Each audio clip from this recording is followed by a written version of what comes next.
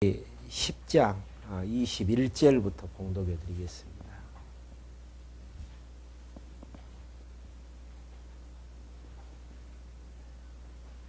출애굽기 10장 21절부터 하나님께서 예고를 해주시고 10가지의 재앙을 베풀어 나가시는 마지막 장면 여러분들에게 말씀해 드리면서 이제 최후 승리하는 그러한 이제 모습들을 여러분들에게 강론해 드리려고 합니다.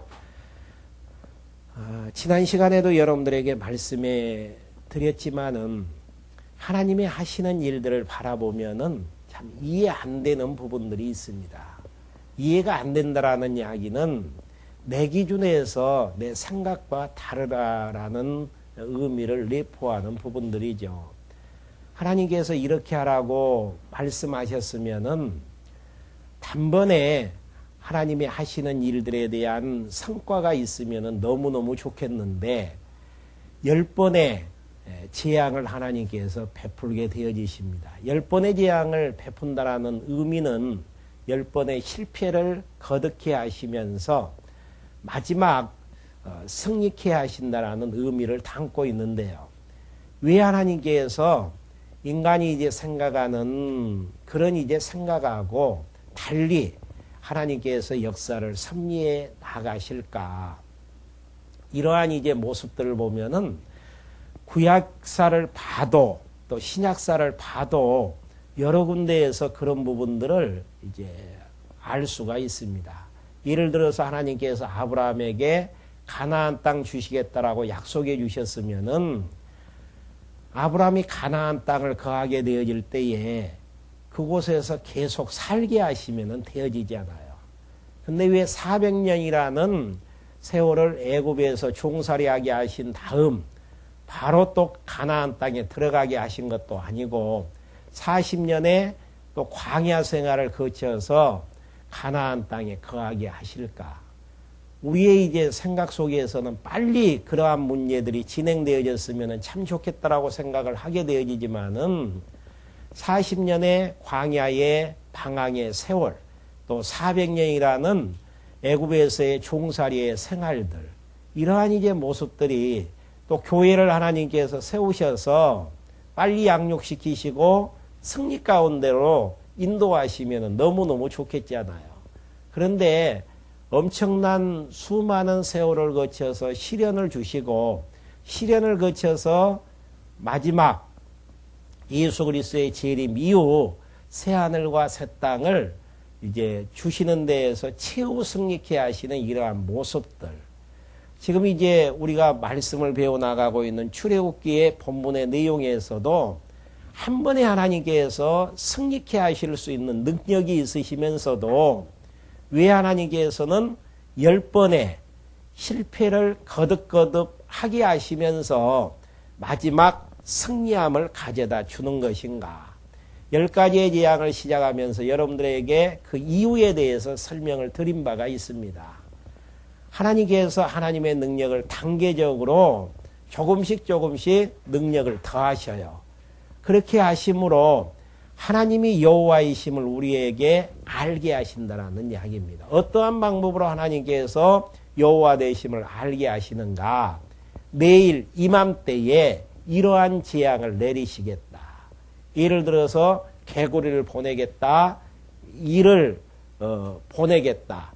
또 많은 우박을 내리겠다. 메뚜기를 보내겠다. 그러한 이제 하나님께서 예고하신 재앙의 예고하신 대로 많은 이제 재앙들이 베풀게 되어지고 또 그 결과에 대해서도 하나님께서 말씀하게 되어집니다. 내가 바로의 마음을 강팍해 할 것이다. 그러므로 이스라엘 백성들을 내보내지 않겠다. 이미 하나님께서는 모든 일들을 정하시고 역사를 섭리하신다는 이야기입니다. 왜 하나님께서 그렇게 하시는가? 해답은 그거예요. 하나님께서 모세에게 말씀해 주시는 부분은 온 천하에 나 외에는 다른 신이 없는 줄을 알게 하시려는 하나님의 섭리의 내용입니다. 이게 기독교의 세계관입니다. 왜 하나님께서 역사를 작정하시고 작정하신 다음 언약하시며 언약하신 대로 역사를 섭리해 나가시는가. 하나님이 약속대로 이루어 나가시는 여호와 되심을 우리에게 계시해서 그 우리에게는 그 영광을 찬송케 하시는데 목적이 있고, 온 세계 하나님 자신 관점에서 보신다면은 하나님의 영광을 선포하시기 위해서 역사를 섭리하신다는 사실입니다. 그러니까 우리가 여러 가지 일들을 행하게 되어지고 역사 위에서 살아나가는 과정 속에서 우리의 뜻대로 역사를 섭리하신다는 데 하나님께서 말씀하신 다음 단번에 역사를 이루어 나가시는 이유가, 역사를 섭리해 가시는 그런 방법을 쓰지 않는 이유는 되어지는 모든 것들을 통해서 하나님의 능력을 드러내시고 그 영광이 온 천하에 선포케 되어지므로 드러나지시는 영광을 통해서 하나님이 어떠한 분이신가를 바로 알고 경외케 하시려는데 목적을 가지고 역사를 섭리하시는 데에서 이스라엘 백성들을 애굽에서 400년 동안 종살이 시키셨지만은 10번의 시행착오를 겪게 하시면서 하나님께서 역사를 섭리하시는 이유가 거기가 있습니다.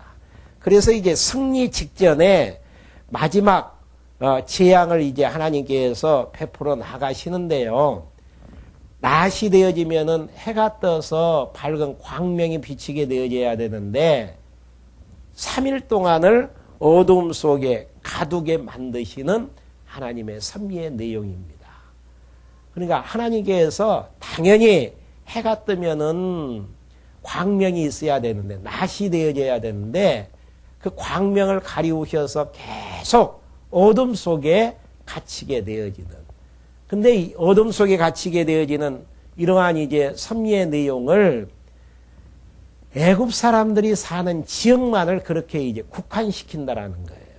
그리고 고센 지역은 광명이 있게 만드시는 이러한 일들이 인간의 능력으로서는 불가능한 부분들이잖아요. 우리가 이제 눈 떠서 눈을 뜨게 되어진 것은 밝은 빛 때문에 이제 눈을 뜨게 되어진 것이거든요. 그러면은 아침에 일어나면은 당연히 오전 시간 또 낮 시간에는 밝은 날이 이제 지탱이 되어지구나. 이렇게 이제 우리는 당연한 것처럼 이제 생각이 되어지지만은 왜 이 밝은 대낮이 전개가 되어지는가? 하나님께서 밝은 태양빛을 주셔서 밝게 해주셨기 때문에. 근데 마지막 재앙이 베풀어지는 그 흑암의 재앙은 왜 애굽 전 지역에 어둠이 깃들게 되어지는가? 그 이유는 하나님께서 그 지역만을 어둡게 만들고 이스라엘 백성들이 살고 있는 고센 지역에서는 낮의 광명이 비치게 하는 데에서 그렇게 하신다라는 이야기예요. 이러한 사실들을 통해서 하나님 자신이 얼마나 능력가인가를 온 천하에 이제 알게 하시려는 섭리의 내용입니다. 다시 한번 이제 읽어가면서 여러분들에게 말씀해 드리려고 합니다. 21절 보시면은요. 여호와께서 모세에게 이르시되 하늘을 향하여 내 손을 들어서 애굽 땅 위에 흑암이 있게 하라. 곧 더듬을 만한 흑암이니라. 모세가 하늘을 향하여 눈을 들매 캄캄한 흑암이 3일 동안 애굽 온 땅에 있어서 그동안은 사람이 사람을 서로 볼 수 없으며 너무 어둡다 보니까 사람이 사람을 볼 수 없으며 자기 처소에서 일어난 자가 없어도 계속 밤중인 줄 알아요. 해가 뜸으로 광명이 이제 비치게 되어지고 눈을 뜨게 되어지는데 계속 3일 동안 어둠이 있다 보니까 처소에서 이제 일어난 자가 없는데 이스라엘 자손에 거하는 곳에는 광명이 있더라. 이런 일들이 어떻게 일어날 수 있겠느냐 그 이야기입니다. 고센 지역만은 광명이 있고 이스라엘 백성들이 애굽 사람들이 살고 있는 애굽 지역에는 광명이 없게 되어지는. 그래서 바로가 모세를 불러 이르되 너희는 가서 여호와를 섬기되 너희 양과서는 머물러 두고 너희 어린 것은 너희와 함께 갈지니라. 이 내용을 보면 바로의 마음이 흔들리는 것을 볼 수 있잖아. 여러 번 흔들렸던 것은. 처음에는 장년 남자들만 나가라. 아이들은 남겨두어라. 근데 이제는 이제 다 보내줄 테니까 양과 이제 소만큼은 데리고 가지 말라. 이렇게 이제 어둠의 재앙을 이제 물리치기, 모세에게 부탁해서 이제 없애기 위해서 제안을 하게 되어지는. 그러니까 25절 모세가 가로되 왕이라도 우리 하나님 여호와께 드릴 희생과 번제물을 우리에게 주어야 하겠고 우리의 생축도 우리와 함께 가고 한 마리도 남길 수 없으니 이는 우리가 그 중에 취하여 우리 하나님 여호와를 섬길 것이며 또 우리가 거기 이르기까지는 어떤 것으로 여호와를 섬길지 알지 못함이니라. 하나 여호와께서 바로의 마음을 강팍케 하셨으므로 그들을 보내기를 즐겨하지 아니하고. 그러니까 여기 보면은 우리 마음대로 할 수 있다라고 우리는 생각하게 되어지잖아요. 내가 사랑하게 되어지면은 상대방을 사랑할 수 있고, 내가 미워하지 아니하면은 상대방에게 긍휼과 자비를 베풀 수 있다라고 생각하게 되어지지만은 내 마음 속에서 삭드는 사랑의 마음, 강팍한 마음, 시기와 미워하는 마음 누구에 의해서 주어지는가? 27절에 보면은 여호와께서 바로의 마음을 강팍케 하셨으므로. 왜 강팍케 하셨는가? 마지막 재앙이 일어나기 전에는 이스라엘 백성들을 내보내셔서는 안 된단 말입니다.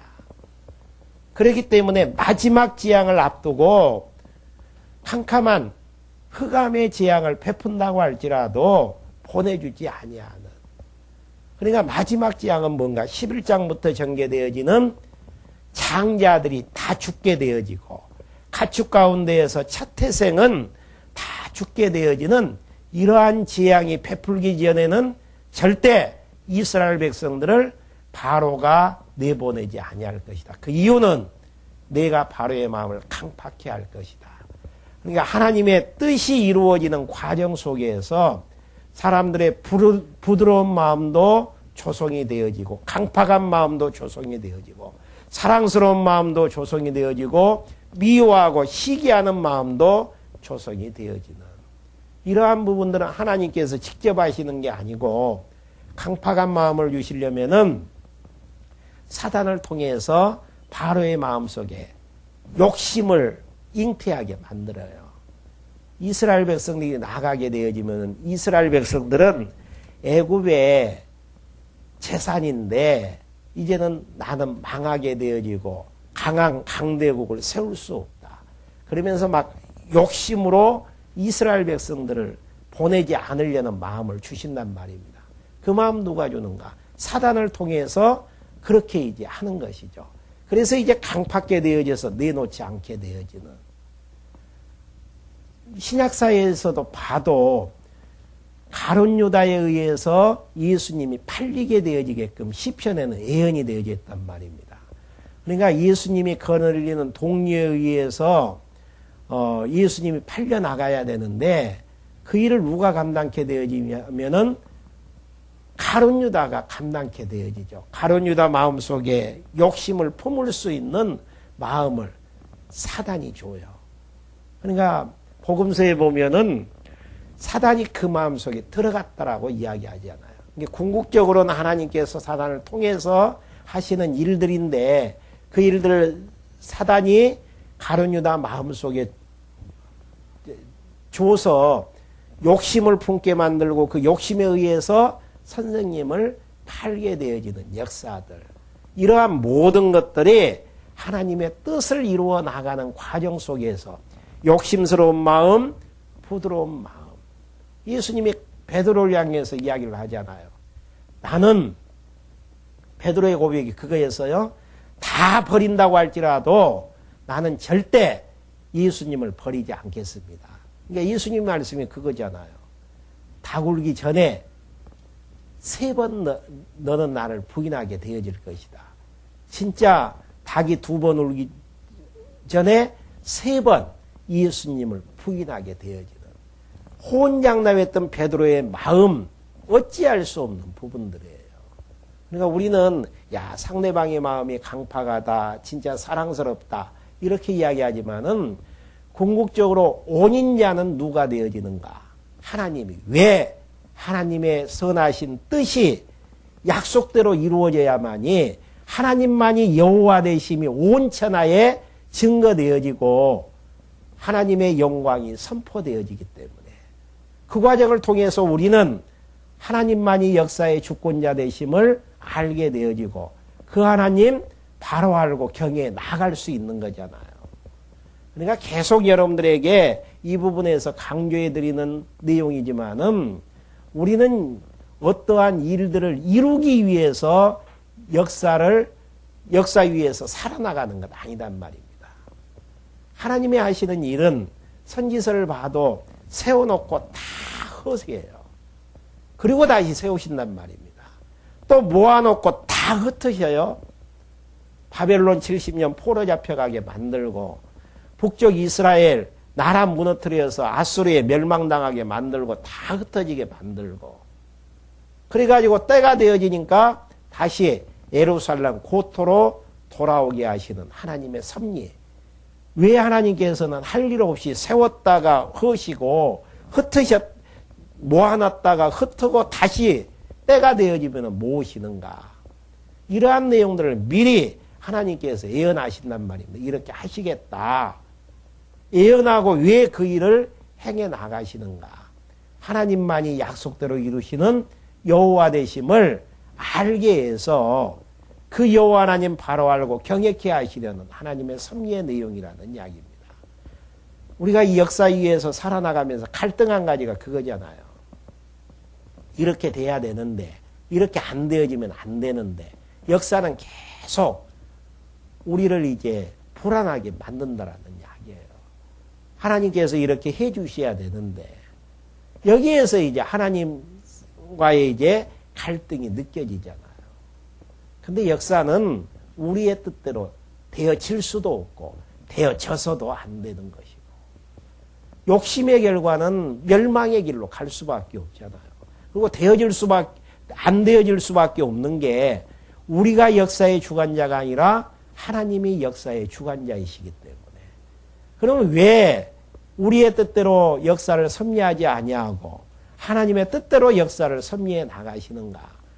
온 천하에 하나님과 같은 신이 없는 줄을 우리에게 알게 해서 그 하나님 앞에서 나라는 존재가 어떠한 존재인가를 알게 하시려는 정체성 문제를 여러분들에게 말씀해 드리잖아요. 나라는 존재가 어떠한 존재인가? 대단한 존재인지를 착각하면서 살게 되어져요. 우리가 계획하면 계획대로 이루어진다라고 알고 있단 말입니다. 근데 그걸 하나님은 깨셔요. 도대체 그런 데서 나라는 존재가 어떠한 존재인가를 항상 정리할 때는요. 하나님 앞에서 정리를 하셔야 돼요. 그러니까 나는 누구인가? 너 사이에서 정리하다 보면 강자 앞에서는 나는 약자가 되어지고 약자 앞에서는 강자가 되어지고 우쭐거리고 살 수밖에 없고 근데 나라는 존재를 정리할 때는 역사의 주관자 여호와 하나님 앞에서 나는 누구인가? 나를 측정하기 위해서는 여호와 하나님이 누구신가? 답을 알아야 되잖아요. 하나님은 전능하신 하나님이시다. 전능하신 하나님 앞에서 나라는 존재는 어떠한 존재인가? 아무것도 아니다는 이야기. 무능자라는 이야기예요. 그러니까 여호와 하나님 앞에서 나라는 존재를 정리하지 못하면은 내가 누구인지도 모르고 이 세상을 방황하면서 살 수밖에 없는. 그러니까 10가지의 재앙을 하나님께서 베푸시는 이유는 하나님만이 여호와 되심을 알게 해서 능력을 과시해서 그 여호와 하나님 배운 다음에 여호와 하나님 경외하면서 살게 하시려는 하나님의 섭리의 목적이죠. 왜 우리가 이 땅을 살아나가야 되는가? 한마디로 이야기한다면 하나님께서 베풀어 나가시는 세계의 모든 역사들을 통해서 하나님이 여호와이심을 알고 나라는 존재가 어떠한 존재인가를 깨달아서 그 여호와 하나님 경외하면서 살게 하시려는 어떠한 일 자체가 목적이 아니에요. 그것은 방법에 불과하다는 이야기입니다. 그러니까 계속 10가지의 이야기를 시작하면서도 모세에게 당부하는 이야기가 그 이야기잖아요. 예. 온 천하에 여호와의 이름을 드러내기 위해서 바로의 마음을 강팍해 하겠다. 강팍해 하신다라는 이야기는 10번의 실패를 거듭거듭 하게 하신다라는 이야기죠. 그러니까 여기에서도 왜 하나님께서 바로의 마음을 강팍해 하셨으므로 그들을 보내기를 즐거워하지 아니하고 28절에 모세에게 이르되 너는 나를 떠나가고 스스로 상가 다시 얼굴을 보지 말라. 내 얼굴을 보는 날에는 죽으리라. 협박까지 하게 만드는가. 네. 하나님이 여호와 되심을 알게 하시려는 이러한 목적을 가지고 하나님께서 역사를 섭리해 가신다라는 것이죠. 그러면서 29절 모세가 가로되 왕의 말씀이 옳으시니이다. 내가 다시는 왕의 얼굴을 보지 아니하리라. 해가지고 지금 이제 승리재앙 바로 직전에 이제 그 흑암의 재앙으로 이제 끝이 나집니다. 그러면서 이제 마지막 장을 달려야죠. 11장부터 18장까지는 자손의 해방과 이제 승리의 내용. 이제 아브라함에게 약속하셨던 때가 되어지니까 마지막 재앙을 베푸시는데 그 마지막 재앙이 어떤 재앙인가? 첫 아들, 사람으로 하면은 장남, 그리고 짐승으로 하면은 처음에 태어난 수컷 다 죽이는 재앙. 이 재앙까지 하나님께서 계획하시면서 바로의 마음을 계속 강팍해 하셨다라는 사실. 이 앞에서도 말씀해 드렸잖아요. 하나님의 뜻이 이루어지는 과정 속에서 모두가 다 사랑하는 마음 가져서는 안 된다라는 이야기예요. 어떤 사람은 강팍해야 되고 어떤 사람은 시기 질투로 가득 차져야 되고 어떤 사람은 막 욕심으로 찌들려져 있어야 되고 어떤 사람은 진리를 사모하는 마음도 있어야 되고 어떤 분은 또 하나님을 경외하면서 하나님 앞에서 살아나가는 사람도 있어야 되고 바로처럼 하나님 없이도 살 수 있는 당당한 마음도 가진 사람들이 있어야 되고 이 모든 사람들의 마음들이 합하여서 선을 이루게 되어지는 하나님이 기뻐하시는 뜻 따라서 역사가 진행되게 되어지는 모두가 다 하나님 경외하는 자 되어져서는 안 된단 말입니다. 그런다 그래서 역으로 모두가 다 강팍한 마음으로 살아서도 안 돼요. 이런 마음들이 우리들 마음대로 되어지는 부분들이 아니지만은 하나님의 뜻을 이루는 과정 속에서 상대방이 강팍한 마음을 품는 것을 볼 때에 하나님께서 어떠한 결과를 정하시고 이루어 나가시려고 저렇게 강팍해 하실까? 강팍해 하는 그 마음을 보면서 우리는 안쓰러운 마음이 생길 수가 있잖아요. 바로 얼마나 안쓰럽습니까? 강대국의 왕으로서 군림하지만 하나님의 정하신 틀 가운데에서 자기 마음대로 하지도 못하고 백성들이 죽어나가고 엄청난 고통 가운데 있는데에도 마음을 열지 못하는 마음. 그러면서 마지막 흑암재앙에서는 큰 소리 치잖아요. 모세를 향해 가고 다시는 내 얼굴 보지 말라. 나 앞에 나오지 말라라는 이야기예요. 나오는 날에는 죽을 것이다. 그러니까 모세도 당당해요. 처음에는 이제 하나님이 바로왕 앞에 보내려고 했을 때에는 나는 입이 뻣뻣하고 혀가 둔해서 도저히 하나님 앞에 설 수가 없습니다. 아니 바로왕 앞에 설 수가 없습니다. 그래서 이제 아론을 붙여가고 보낸 거 아니겠습니까? 이때만 해도 하나님께 대한 믿음이 약했던 모세였어요. 근데 열재앙이 진행되어지는 과정 속에서 야, 진짜 역사는 하나님의 말씀대로 진행이 되어지구나. 이런 것들이 거듭거듭 예? 되어지는 이러한 이제 교육의 효과를 통해서 당당하니까 자기 아쉬운 것은 없잖아요. 그러니까 29절에서 왕의 말씀이 오르심이니라. 내가 다시는 왕의 얼굴을 보지 아니하리라. 누가 아쉬운데요? 당당한 이제 모습을 보이잖아요. 그러면서 이제 마지막 승리의 재앙이 이제 베풀어지는데 먼저 이제 애굽에서 승리하게 되어지는데 최후 도전을 예고하는 부분이 이제 11장부터 12장 20절까지 내용에서 1절부터 3절까지는 하나님께서 모세에게 최후로 애굽의 도전을 예고하게 되어지는 최후 도전이라는 이야기는 마지막 재앙이라는 이야기고 이 마지막 재앙이 베풀어지면은 바로는 이스라엘 백성들을 내놓을 수밖에 없는 그것도 이제 뒤에 보면은 은금 폐물까지 다 주면서까지 제발 좀 나가 주십시오. 이게 하나님이 하시는 일이라니까요. 욕심으로 가득 차가지고 이스라엘 백성들을 내보내면은 우리 국가는 망한다. 그래서 애굽민 이스라엘 백성들 꽉 예? 자기 백성들의 일부가 희생을 당했더라도 붙잡았던 바로였지만은 내놓을 수밖에 없는 그 광경 한번 확인 한번 해보세요. 11장 1절 보시면은 여호와께서 모세에게 이르시되 내가 이제 한 가지 재앙을 바로와 애굽에 내린 후에야 그가 너희를 여기서 보낼지니라. 그러니까 하나님께서 이미 정하고 역사를 섭리하신다는 게 알 수 있잖아요. 이제 한 가지 재앙을 바로와 애굽에 내린 후에야 그가 너희를 여기서 보낼지냐. 때가 됐다라는 이야기예요. 그가 너희를 보낼 때에는 여기서 정령 다 쫓아내리니. 그러니까 막 겨우 보내주는 척 한 것이 아니고 너무 이제 힘드니까 쫓아낼 정도로 나가라고 하는 이런 현상들이 베풀어질 것이다.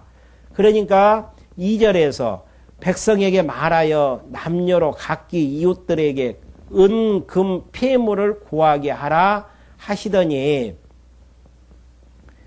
여호와께서 그 백성으로 애굽 사람의 은혜를 받게 하셨고 또 그 사람 모세는 애굽국에서 바로의 신하와 백성에게 크게 배웠습니다. 이게 모세를 하나님께서 크게 만드신 거예요. 10가지의 재앙이 베푸는 과정 속에서 야, 하나님이 보내신 지도자 모세 대단한 사람이다. 그러니까 이제 크게 볼 수밖에 없는 환경으로 하나님께서 이제 알게 하시죠. 그러니까 모세가 지도자로 부름받기 전에는 40년 동안 광야에서 양치는 자였죠. 너무너무 초라한 자였는데 하나님께서 그를 들으셔서 크게 하니까 크게 되어지는 거예요. 이게 하나님이 하시는 일이죠. 어떤 환경 속에서는 가장 낮은 자리까지 하나님께서 함께 하시고 또 가장 높은 자리까지 이제 올리시는 하나님의 섭리. 이렇게 이제 하시면서 4절부터 8절까지 모세가 애굽의 바로에게 마지막 재앙을 이제 예고하게 되어지죠. 그러니까 지금 10가지의 재앙을 통해서도 반드시 예고를 하잖아요. 예고. 이게 그 다른 일반 책하고 다른 부분이에요. 예를 들어서 하나님께서 언약을 하신다든지 예고는 예언 아니에요. 이렇게 되어질 것이다. 왜 이제 이렇게 언약하신다든지 그 언약이 이루어지는 과정 속에서 수없는 예고와 예언을 하시나. 그 이유는 하나님이 하신다라는 사실들을 우리에게 알게 하시려다. 하나님이 미리 예고를 안 하시면은 우리 생각에는 일어난 일들이 우연히 되어졌다. 저 사람 때문에 저렇게 되어졌다. 나 때문에 이렇게 되어졌다. 이게 인간의 본성에서 나와지는 기본적인 특성이란 말입니다. 하나님이 가장 싫어하는 이야기가 그 이야기예요. 내가 했다. 너 때문에 이렇게 되어졌다. 우연히 되어졌다. 그렇게 되어질 수밖에 없었다. 필연적이다. 이러한 부분들. 근데 성경에서는 하나님이 역사의 주관자고 하나님이 하셨다라는 사실들을 알게 하기 위해서 이렇게 되어질 것이다 예고하고 예고된 대로 역사가 섭리되어진단 말입니다. 그러면 와 진짜 예고된 대로 한두 가지의 역사가 아닌 10가지의 재앙만 봐도 예고된 대로 되어진 걸 보니까 하나님이 역사를 계획하신 대로 역사가 섭리되어지구나. 하나님만이 주권자시구나. 그러니까 하나님이 주권자이신 것이 정리가 되어지면 나는 누구예요? 하나님이 쓰시는 도구에 불과하죠. 바로나 가룟 유다 같은 경우는 하나님이 일회용으로 쓰시는 도구. 하나님의 백성들은 영원히 찬송을 받으실 하나님의 백성으로 기슬 그릇으로 쓰시는 도구. 주권자 앞에서 나라는 존재가 어떠한 존재인가를 정리할 때에 나는 하나님의 쓰시는 도구에 불과하다는 것. 그래서 하나님께서 기슬 그릇이 있고 천이슬 그릇이 있는데 진리를 위해서 교회를 세워나가는데 참 하나님을 찬송해 나가는 귀한 그릇으로 하나님께서 우리를 선택해 주셔서 지금까지 부르셔서 사용해 주시고 있고 사용하실 것이다라고 생각하면은 참 감동스럽죠. 대통령이 장관으로 임명하기 위해서 누구를 부른 것만 생각해도 장관 입장에서는 너무너무 감동스럽잖아요. 근데 하나님의 선하신 뜻을 이루는 선한 일꾼으로, 그러니까 하나님이 쓰시는 악한 도구도 있는데 선한 도구로 하나님께서 우리를 선택해 주셨다라는 사실. 그거 생각하면 인생의 의미를 가지고 살 수 있는 거라는 이야기죠. 그러니까 여기에서도 하나님께서 예고하시는 것은 바로의 마음을 지금까지는 강팍해 했지만은 이제는 놓을 수밖에 없다라. 왜 놓을 수밖에 없나? 하나님의 때가 되어졌기 때문에. 이제는 해방의 시기가 되어졌기 때문에. 그래서 이제 그렇게 하기 위해서 이러이러한 재앙을 내리겠다. 내용이 이제 4절부터 나와지죠.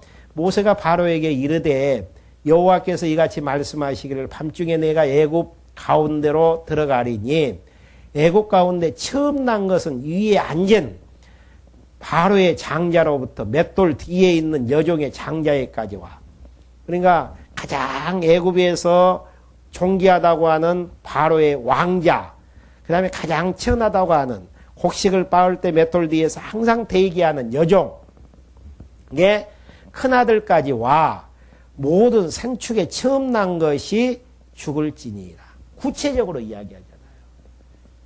애굽 사람들 중에 많은 자녀들이 있지만은 첫 아들만 죽일 것이다. 그리고 많은 가축들이 있지만은 처음 난 것만 죽일 것이다. 애굽 전국에 전무후무한 큰 곡성이 있으리라. 다 아들이 있을 테인데 아들이 이제 죽다 보니까 가정마다 이제 초상집이 될 수밖에 없고, 그러니까 울 수밖에 없잖아요. 통곡할 수밖에 없고, 자녀가 죽었는데 이러한 일들을 지금 예언하게 돼요. 근데 문제는 그러나 이스라엘 자손에게는 사람에게나 짐승에게나 개도 그 혀를 움직이지 아니하리니, 한 명도 죽이지 않고 한 짐승이라도 죽이지 아니하리니 여호와가, 주어가 여호와죠, 애굽 사람과 이스라엘 사이에 구별하는 줄을 너희가 알리라 하셨으니. 이게 죽고 사는 문제를 누가 결정하시는가? 하나님이, 여호와가. 어떻게? 지금 나와지죠? 왕의 이 모든 신하가 내게 내려와서 내게 절하며 이르기를 너희와 너희를 쫓는 온 백성은 나아가란 후에야 내가 나가리라 하고 심히 노하여 바로에게 나오니라. 그러니까 이제 구체적인 내용들은 뒤에 나와지죠. 문설주에 양의 피를 바르게 해서 죽음의 재앙이 이제 넘어가게 하시는. 하나님께서는 정확하게 구별해요. 죽고 사는 문제 하나님이 결정을 하셨는데 애굽의 장자는 다 죽이고 이스라엘의 장자는 다 살릴 것이다. 왜? 여호와 하나님께서 애굽 사람과 이스라엘 사이에 구별하는 줄을, 생과 사를 구별하는 줄을 너희가 알리라 하셨으니, 이게 아는 것이 목적이에요. 무엇인가를 이루어서 우리는 애굽 사람들은 죄가 많아서 죽었고 우리는 하나님을 잘 섬겨서 하나님께서 우리를 안 죽이셨다. 너무너무 좋다. 행복하다. 이게 목적이 아니고 구별하시는 하나님을 알게 하시려는, 예언대로 역사를 섭리해 가시는 그 여호와 하나님을 알게 하시려는, 아브라함의 후손들은 보호하시고 애굽의 많은 백성들은 보호하지 않는 줄을 알게 하시려는, 그 여호와 하나님 알아야만이 그 여호와 하나님 앞에서 나라는 존재가 어떠한 존재인가를 알게 하시는 섭리의 내용이잖아요. 우리는 만물의 영장이라 그래서 대단한 것처럼 자부심을 느끼고 살고 있지만 하나님 앞에서는 아무것도 아니에요. 애굽의 바로왕 대단한 왕 아니에요. 그래서 애굽의 국익을 위해서 엄청난 전쟁을 치르면서 나라를 강대국으로 키워놨던 바로왕 아닙니까? 근데 자기의 힘으로서도 자국민들을 보호할 수 없는 무능한 자로 하나님께서 알게 하신다라는 이야기예요. 그러니까 누구만이 강한 자이신가? 여호와 하나님만이. 하나님이 우리를 보호하시면 어느 누구도 우리를 해할 자 없어요.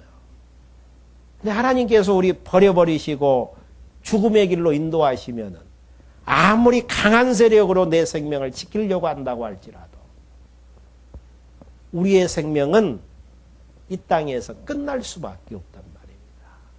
이게 죽고 사는 문제 누구에 의해서 결정되어지나? 살아계신 주권자 여호와 하나님에 의해서. 너무 분명한 사실이잖아요. 어떻게 똑같은 해 아래에서 살고 있는데 애굽의 장자들은 죽는데 이스라엘 민족의 장자들은 살아날 수 있는가? 너무너무 신기하잖아요. 한날 한시에 어떻게 그렇게 될 수가 있느냐? 하나님이 보호하시느냐? 하나님이 보호하지 않느냐? 비록 종살이를 하면서도 400년 동안 힘들게 살아왔지만 하나님이 보호하시면 생명 끊어지는 법 없어요. 하나님의 보호 아래 있지 아니하면 생명은 끊어질 수밖에 없단 말이에요. 왜? 생사의 주관자가 살아계신 여호와 하나님이시기 때문에. 이건 믿으면은 우리가 여호와 하나님의 보호 아래서 지금까지 살아왔고 살고 있고 살아갈 하나님의 사랑의 대상이라고 생각하면은 하나님 때문에 마음 평안할 수 있잖아요. 근데 우리는 이제 평강을 찾으려고 할 때에 이런 환경 되어졌으면 참 행복하겠다. 이스라엘 백성은 종으로 있기 때문에 불행한 자예요. 우리 관점에서 보면. 근데 종으로 있으면서도 행복한 자단 말입니다. 왜? 하나님의 보호 아래 있기 때문에. 재앙이 왜 고센 지역에는 안 내리는데 이스라엘 애굽 지역에는 내리는가? 하나님이 그렇게 나누어서 구별하는 데에서 하나님처럼 차별하는 분이 없다니까요.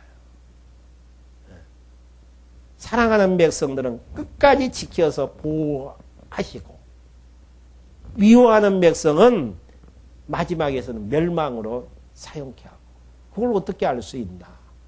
하나님이 야곱은 사랑하고 에서는 미워했는데 그대로 역사를 섭리해 가시잖아요.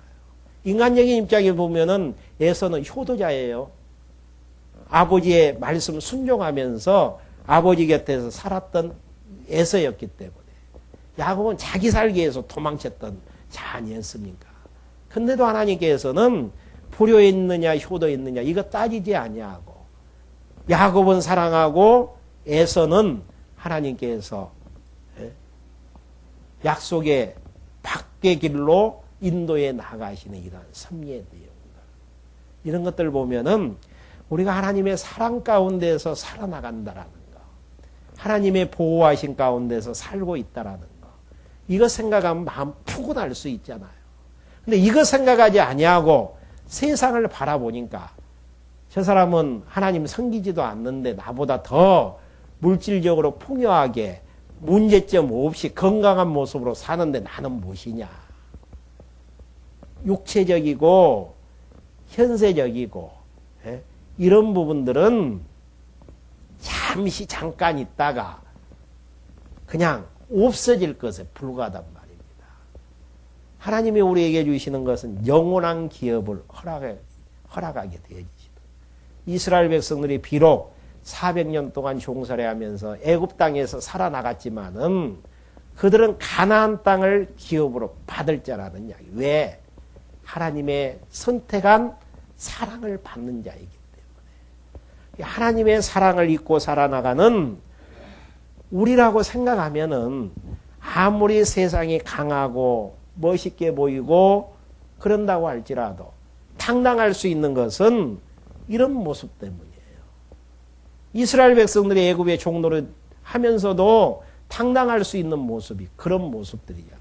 그러니까 모세 이제 하는 이야기 한번 봐보시오. 8절에 왕의 이 모든 신하가 내려와서 내게 절하며 이르기를 너희와 너희 쫓는 온 백성을 나가란 후에야 내가 나가리라 하고 심히 노하며 바로에게서 나오니라. 막 화까지 내면서 너희들이 사정사정하면서 우리를 쫓아내지 않는 이상, 나가라고 하지 않는 이상에는 나가지 않겠다.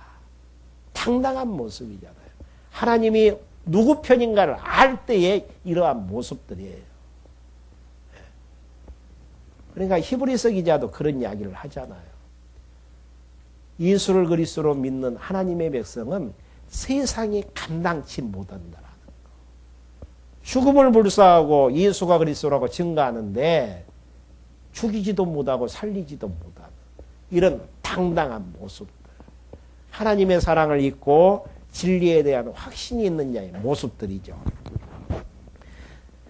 그러면서 9절 여호와께서 모세에게 이르시되 바로가 너희를 듣지 아니할지라. 그러므로 내가 애굽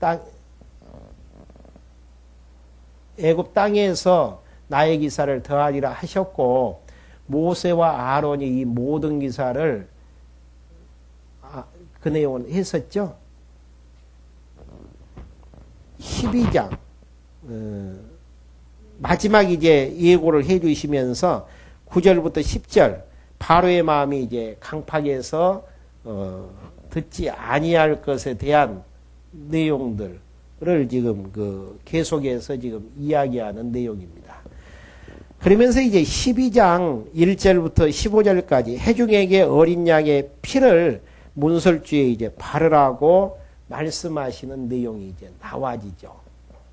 그러니까 구체적으로 어떠한 방법으로 이스라엘 백성들의 장자가 죽지 않고 애굽의 이제 장자들이 이제 죽을 수밖에 없는가 이제 그 방법을 지금 설명해 나가는 이제 내용이 12장부터 이제 나와 있습니다.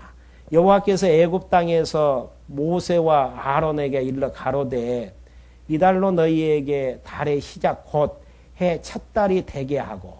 그러니까 이제 이스라엘의 이제 그 나라의 이제 달력은 1월 1일이 언제가 되어지냐면은 애굽에서 이제 나오는 그날을 1월 1일로 이제 정하게 되어지죠. 너희는 이스라엘 회중에 고하여 이르라. 이달 8에 너희 매인이 어린 양을 취할지니 각 가족대로 그 식구를 위하여 어린 양을 취하되 그 어린 양에 대하여 식구가 너무 적으면 그 집의 이웃과 함께 인수를 따라 하나를 취하여 각 사람의 식량을 따라서 너희 어린 양을 계산할 것이며 너희 어린 양은 흠없고 일련된 수컷으로 하되 양이나 염소 중에서 취하고 이달 14일까지 간직하였다가 해질 때에 이스라엘 회중이 그 양을 잡고 그 피로 양을 먹을 집 문 좌우 설주와 임방에 바르고 그 밤에 그 곡기를 불에 구워 무교봉과 쓴 나물과 아울러 먹되 난로나 물에 삶아서 먹지 말고 그 머리와 정강이와 내장은 다 불에 구워 먹고 아침까지 남겨두지 말며 아침까지 남은 것은 곧 소화하라. 너희는 이것을 이렇게 먹을지니 허리에 띠를 띠고 발에 신을 신고 손에 지팡이를 잡고 급히 먹으라. 이것이 여호와의 유월절이니라. 내가 그 밤에 애굽 땅에 두루 다니며 사람과 짐승을 물어나고 애굽 나라 가운데 처음 난 것은 다치고 애굽의 모든 신하에게 벌을 내리리라. 나는 여호와로다. 그러니까 이제 죽음의 재앙이 이제 마지막 오게 되어졌을 때 이스라엘 백성들은 구분을 해야 되는데 어떻게 이제 하나님께서 구별을 하시는가? 사람 수로도 어린 양을 잡으라는 이야기예요. 그리고 고기는 먹고 그 피는 문설주에다가 바르라는 거. 그러니까 유월절이라는 의미가요. 여기가 이제 들어가는 문이 있잖아요. 그러면은 여기에 이제 그 양의 피로 이제 바르게 되어지면 죽음의 재앙이 왔었을 때에 오다가 이제 넘어가게 되어져요. 그러니까 유월절이라는 의미 자체가 죽음의 재앙이 넘어가다. 그런 이제 의미를 이제 가지고 있거든요. 그러니까 죽음의 재앙이 넘어가는 데서 이 안에 있는 이스라엘 백성들은 죽지 않고 이제 살게 되어지는 하나님께서 이제 말씀하시는 내용이죠. 그러면서 이제 그날은 어떻게 해야 되는가? 앞부분에 보면은 고기는 이제 불에 구워서 이제 살라야 되는데 그건 이제 제사에 대한 내용이고요. 무교병이라는 것은 그 누룩을 넣지 않는 그런 이제 떡을 이야기합니다. 그리고 이제 쓴 나물, 애굽에서 이제 400년 동안 종살이 하면서 고통당했던 그날을 이제 의미케 하기 위해서 쓴 나물을 먹게 만드는 그리고 이제 나머지 것들은 불로 이제 살라서 이제 제사 드리는 이제 이러한 이제 의식들. 그 다음에 이제 먹었던 이제 고기는 아침까지 남겨두지 말라라는 거. 왜 그러냐면 이제 이스라엘 백성들이 떠나게 되어졌을 때에 애굽 사람들이 와서 먹을 수도 있잖아요. 그러니까 이 성물은 선택한 하나님의 백성들만 이제 먹을 수 있는 거기 때문에 그렇게 하고 또 띠를 띠고 또 이제 먹다가 이제 급히 먹으라는 이야기는 하나님께서 출발 신호를 하면은 빨리 이제 나가야 되기 때문에 이제 서서 이제 허리에 이제 띠를 띠고 발에 이제 신을 신고 지팡이를 입고 먹을 것을 이제 말씀하시는 내용입니다. 그렇게 되어졌을 때에 결국은 애굽의 모든 신에게 이제 벌을 내리고 짐승과 이제 장자들은 다 죽게 만드는. 그러면서 왜 그렇게 하시는가? 12절 이제 결론이 나는 여호와로다. 여호와 하나님이심을 알게 하시려는. 그러면서 내가 애굽 땅을 칠 때 그 피가 너희의 거하는 집에 있어서 너희를 위하여 표적이 될지니라. 내가 피를 볼 때에 너희를 넘어가리니 여기 나와지 이제 피를 볼 때에 넘어가리니 재앙이 너희에게 내려 멸하지 아니하리라. 너희는 이 날을 기념하여 여호와의 절기를 삼아 영원한 규례로 대대에 지킬지니라. 너희를 살아남았다 그래서 잊어버리지 말고 1년에 한 번씩은 계속 기념하라는 이야기. 기념이라는 이야기가 기억에서 생각나게 한다라는 이야기잖아요. 우리가 이제 신앙생활 하는 데서 가장 문제가 자꾸 잊어버리고 산다라는 거. 이스라엘 백성들이 애굽에서 나왔을 때 애굽의 장자들은 다 죽었는데 우리의 아들들은 다 살아났다. 이게 하나님의 은혜로 되어졌고 어린 양의 피로 이제 되어졌다라는 이 사실들을 알면은 여호와 하나님 안 잊어버리죠. 자녀들이 부모의 은혜를 알면은 망나니처럼 살지 않죠. 부모의 은혜를 생각하면서 부모의 말씀을 기리면서 부모가 원하는 방향으로 뜻대로 이제 살려고 이제 살아나가게 되어진단 말입니다. 하나님을 경외하는 하나님의 백성들 똑같죠. 하나님께서 우리에게 베풀어 주시는 그 은혜와 사랑이 얼마나 큰가를 알면은 하나님이 기뻐하시는 뜻 생각하면서 하나님이 좋아하시는 방향으로 살아나가려고 하지 내 욕심껏 내 욕망 채우기 위해서 살아나가려고 하는 것은 아니단 말입니다. 그러기 위해서는 하나님께서 베푸셨던 그 은혜를 날마다 생각을 해야 돼요. 그래서 이스라엘 백성들은 뒤에 이제 다음 시간에 나오겠지만은 일주일 동안 이 유월절 의식을 이렇게 무교적이라 그래서 그 누룩을 넣지 않는 떡을 먹으면서 1년에 한 번씩 일주일 동안 이것을 이제 행하는 이제 의식을 행하게 되어지죠. 그렇게 되어지면서 출애굽게 되어졌을 때에 장자를 보호하셨던 하나님의 은혜를 다시 한번 되새김질하게 되어지는. 근데 우리는 이제 유월절 의식 재현 않잖아요. 왜 그러냐면은 예수님이 유월절 어린 양으로 우리 대신 십자가에 죽으심으로 우리가 이제 다시 살게 되어지는 이러한 이제 예수님이 유월절 어린 양으로 죽으심으로 우리의 이제 모든 죄가 용서되어지고 다시 영생케 되어지는 이러한 사실들을 이제 예수님이 다 이루셨다라는 이야기예요.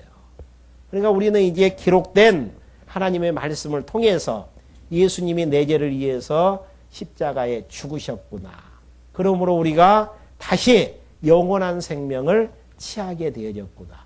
이 은혜를 다시 한번 성경 말씀을 통해서 깨닫게 되어지는. 그러니까 우리가 이제 하나님의 말씀을 공부하지 아니하면은 하나님의 은혜 있고 살아요. 그래서 하나님께서 우리에게 주시는 은혜를 헤아리면서 찬송하고 감사하기보다는 남들보다 육체적으로 조금 더 부족한 부분들에 대해서 불평불만하면서 살 수밖에 없단 말입니다. 그러니까 우리가 하나님을 바로 경외하면서 살려면은 말씀을 통해서 하나님이 우리에게 베풀어 주신 그 은혜가 얼마나 큰가를 날마다 생각하고 되새김질하면서 살 수만 있다면은 은혜의 감동 속에서 정말 행복한 신앙생활이 가능하게 되어집니다. 그걸 여러분들이 생각을 하시면서 잊지 마셔야 될 부분은 하나님의 은혜를 잊지 말기 위해서는 하나님의 말씀을 일용할 양식으로 항상 먹으면서 살아야 된다라는 거. 그러니까 신앙생활을 하시면서 이기의식을 느껴야 될 때가 언제인가?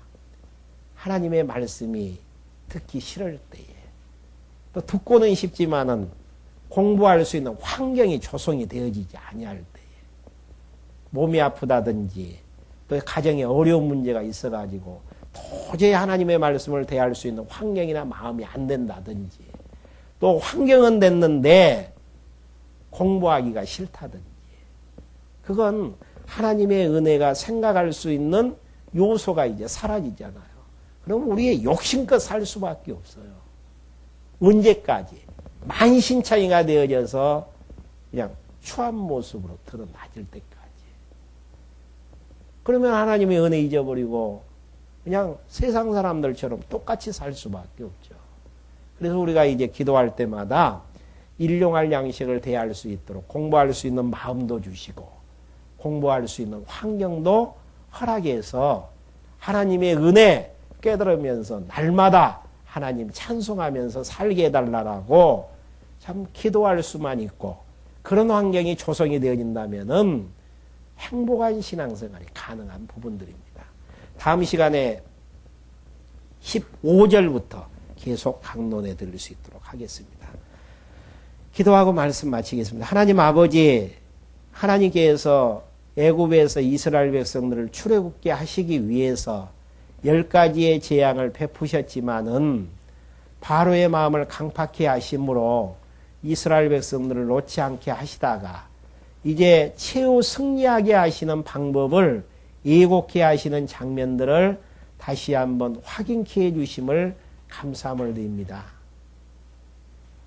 이스라엘 백성들을 하나님의 능력으로 애굽에서 나오게 하셨듯이 저희들도 어린 양 예수 그리스도의 능력이 있었기 때문에 하나님을 아버지라고 부르면서 살게 해주셨음을 감사함을 드립니다.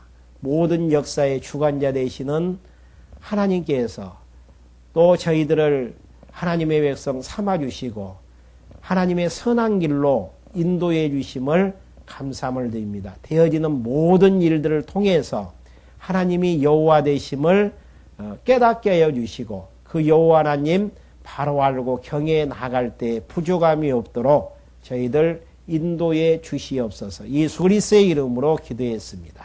아멘.